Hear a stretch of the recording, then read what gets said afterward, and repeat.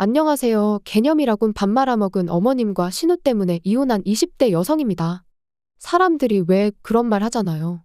돈 많으면 뭐하냐 인간이 돼야지. 그리고 저는 그 말이 딱 저희 신우를 위한 말이라고 생각합니다. 사람이 아무리 잘나면 뭐해요.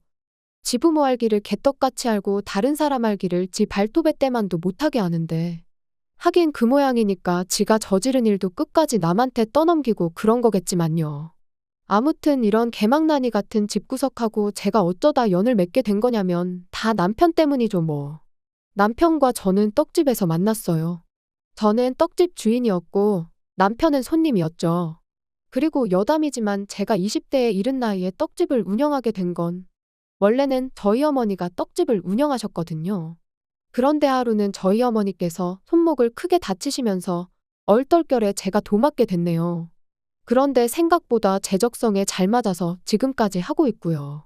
남편하고는 궁합도 안 본다는 4살 차이라 그런가 사귄 지 1년 만에 결혼 이야기가 나왔습니다.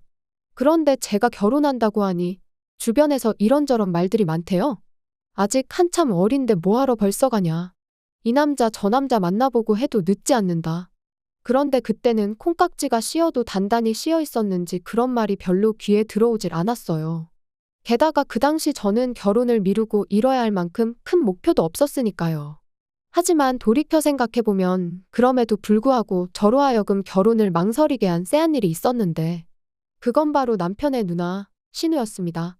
신우는 처음부터 저에게 호의적이지 않았어요. 결혼 이야기가 나오고 처음 시댁에 인사를 드리러 갔던 날이었습니다. 주변에서들 어찌나 겁을 주던지 이래저래 긴장을 많이 하고 갔었죠. 하지만 다행이랄지 시부모님께선 두 분 다 저한테 오느라 고생했다며 반갑게 맞아주셨습니다. 그런데 제가 뭐라고 대답할 새도 없이 저쪽 소파에 앉아있던 신우가 저를 기분 나쁘게 위아래로 훑어보고는 에어컨 빵빵하게 나오는 차 타고 왔을 텐데 무슨 고생이냐며 어머님 아버님께 무안을 주는 거예요.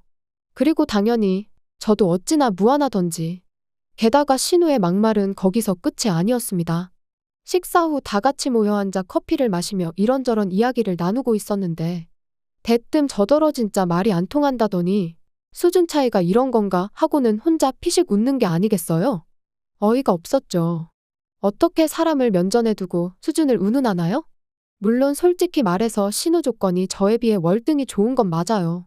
학교도 뭐 듣자 하니 명문대를 나왔고 돈도 잘 버는지 시부모님 생활비로 매달 200만 원씩 드리고 있다 했으니까요. 하지만 그렇다고 해도 사람을 대놓고 무시해도 되는 건 아니잖아요. 신우의 비웃음을 보고선 저는 잠깐 생각을 했습니다. 그냥 넘어갈까? 아니면 나도 한마디 할까?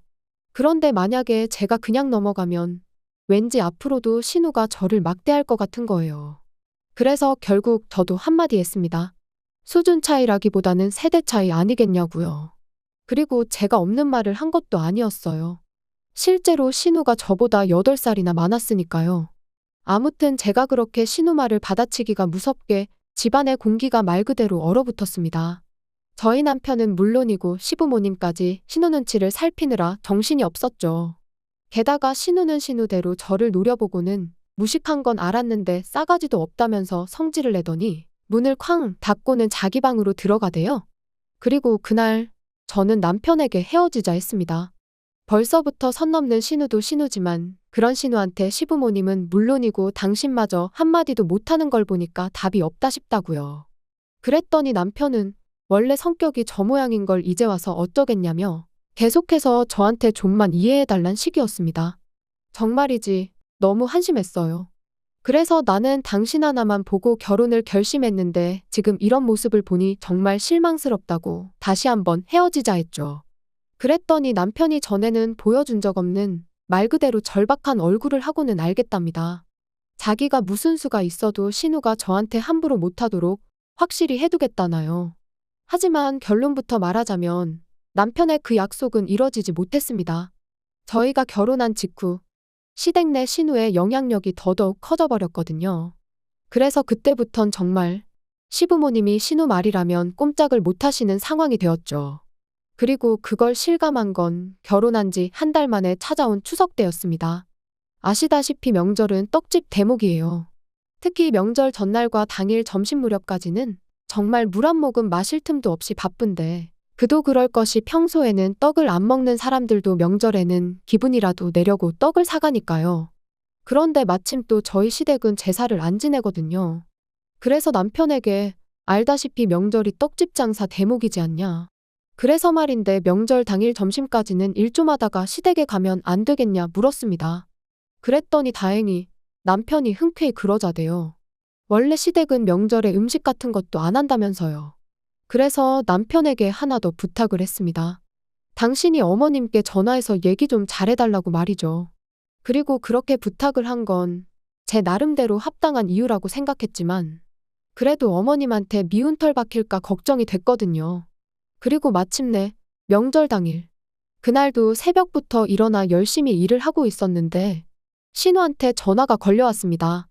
그런데 어찌나 이른 시간이던지 그래서 저는 솔직히 무슨 급한 일이라도 생긴 줄 알았어요. 하지만 신우는 그저 짜증스러운 목소리로 다짜고짜 언제 오냐는 소리만 해댈 뿐이었습니다.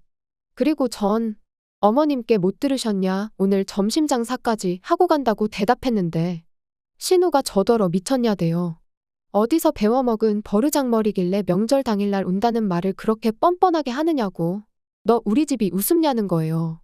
그리고 기가 막혀서 순간 말이 안 나왔는데 그 사이에 상대가 신우에서 어머님으로 바뀌어서는 어머님까지 화를 내기 시작하셨습니다.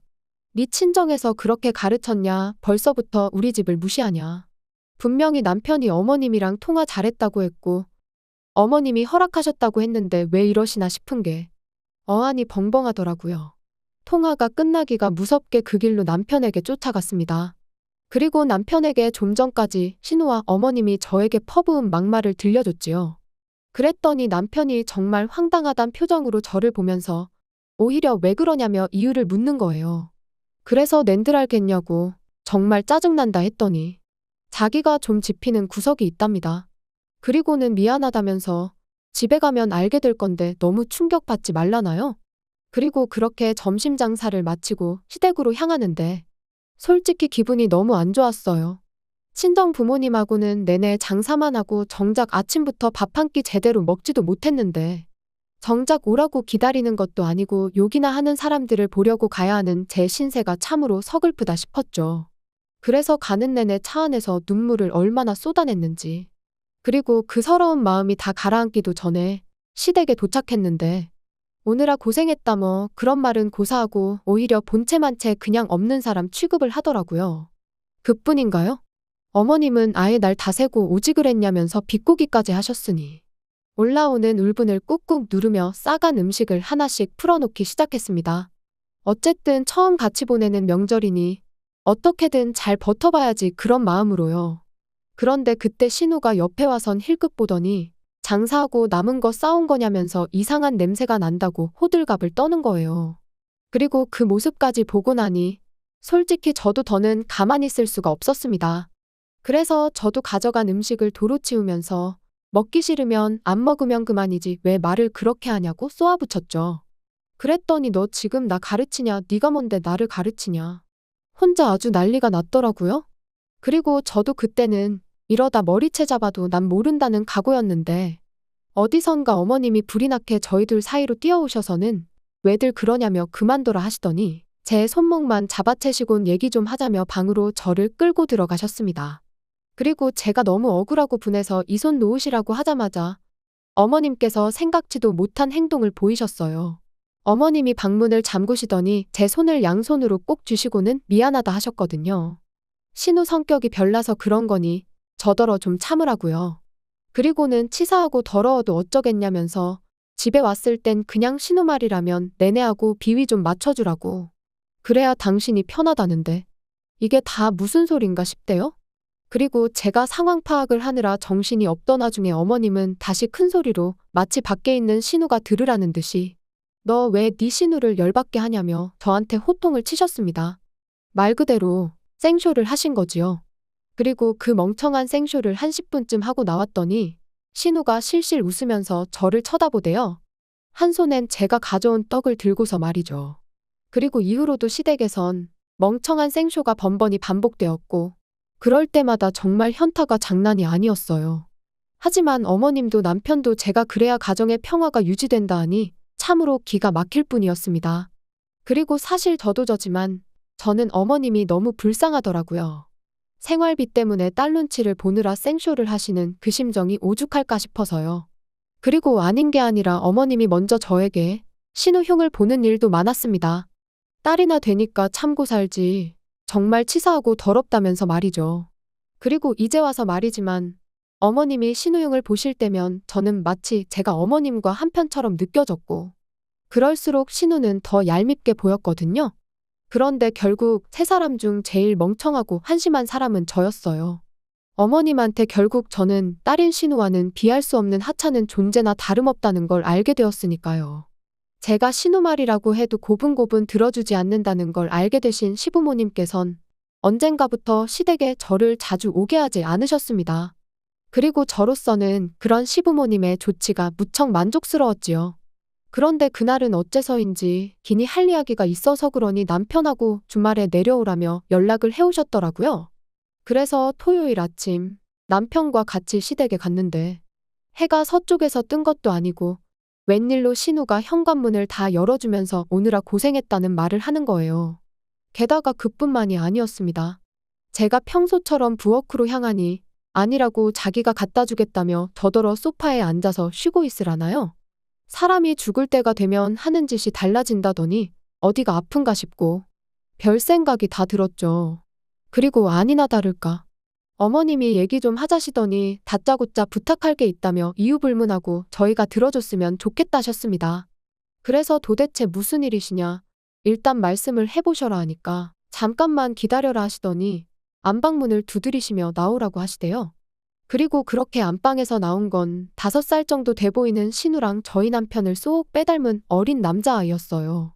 그래서 제가 설마 하는 눈빛으로 남편을 쳐다보니 저더러 무슨 생각을 하는 거냐면서 자기 애 아니라는 거예요. 그리고 알게 된 사실은 충격이었습니다. 신우가 몇 년 전 회사 일로 외국에서 한동안 지냈었는데 그때 꽤나 자유분방한 생활을 했었던 모양이더라고요. 연애도 하고 동거도 하고 애도 낳고. 그런데 이제 애를 맡아 키우던 아빠란 사람이 사고로 죽었대요. 그래서 그 아빠란 사람 가족들이 이제 신우더러 키우라고 애를 데리고 왔다나요? 무슨 드라마에서나 볼 법한 이야기를 듣고 있자니 이건 뭐 말이 안 된다 싶은 게 현실감이 하나도 없었어요. 그런데 그때 어머님께서 이제 상황 파악이 좀 되느냐며 하시는 말씀이 그래서 말인데 애를 저희 호적에 올려달랍니다. 미혼인 신우 호적에 올릴 수는 없지 않냐면서요. 어이가 없었어요. 그게 부탁한다고 들어줄 일이 아니잖아요. 그래서 당연히 고민할 것도 없이 안 된다고 했습니다. 그리고는 당신도 무슨 말이라도 해보라는 표정으로 남편을 쳐다봤는데 글쎄 이 인간이 한다는 말이 애 하나 우리 호적에 올린다고 우리가 큰 피해를 입고 그러는 건 아니지 않냐. 가족끼리 그 정도는 도와줄 수 있는 거 아니냐. 말 그대로 헛소리를 찍찍해대더라고요. 그래서 그럴 것 같으면 나랑 헤어지고 네 호적에나 올리라고 했어요. 그랬더니 어머님이 뜬금없이 하시는 말씀이 당신이 저를 왜 며느리로 들였는 줄 아냐입니다. 다른 조건은 하나도 안 보고 인성 하나만 봤대요. 그러면서 저더러 당신 실망시키지 말라는데 어이가 없어서 누가 들으면 얼마나 차이나는 결혼 허락해 주신 줄 알겠다 받아쳤습니다. 실제로 결혼 비용을 남편이 더해온 것도 아니고 벌이로만 놓고 보면 제가 더 벌거든요. 그뿐인가요? 아마 모르긴 몰라도 다 까놓고 비교하면 부모님 재산도 저희 부모님이 훨씬 많으실걸요? 그런데 무슨 인성만 보고 며느리로 들였다는 말씀을 하시는 건지. 게다가 가뜩이나 열받아 죽겠는데 남편은 남편대로 저한테 지금 몇 사람의 인생이 걸려있다면서 부담스러운 소리나 짓거리고 있었으니 이런데도 내가 이 인간이랑 살면 나야말로 등신이다 싶더라고요. 그래서 남편한테 그러니까 나랑 이혼하고 네 호적에 올리라고 소리를 질렀습니다.